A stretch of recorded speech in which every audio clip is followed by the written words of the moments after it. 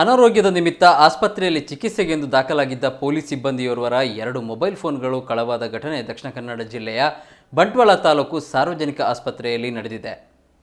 Melkar traffic ಎಚ್.ಸಿ. Devaraj ಅವರು ಅನಾರೋಗ್ಯದ ಕಾರಣ ಸೆಪ್ಟೆಂಬರ್ 17ರಂದು ಬಂಟ್ವಾಳ ಸಾರ್ವಜನಿಕ ಆಸ್ಪತ್ರೆಗೆ ದಾಖಲಾಗಿ ಐಸಿಯು ಘಟಕದಲ್ಲಿ ಚಿಕಿತ್ಸೆ ಪಡೆಯುತ್ತಿದ್ದರು. ಬಳಿಕ ಅವರು ಸೆಪ್ಟೆಂಬರ್ 19ರಂದು ಜನರಲ್ ವಾರ್ಡ್ಗೆ ಸ್ಥಳಾಂತರವಾಗಿದ್ದರು.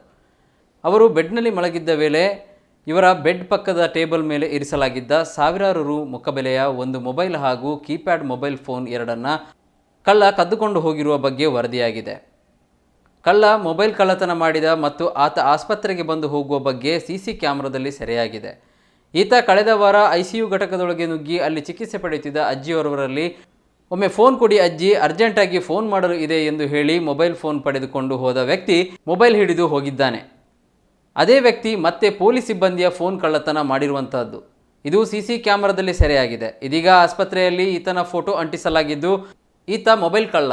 ಈತನ ಚಹರೆಯನ್ನು ಗಮನಿಸಿದವರು ಕೂಡಲೇ ಪೊಲೀಸರಿಗೆ ಮಾಹಿತಿ ನೀಡಿ ಎಂದು ತಿಳಿಸಲಾಗಿದೆ.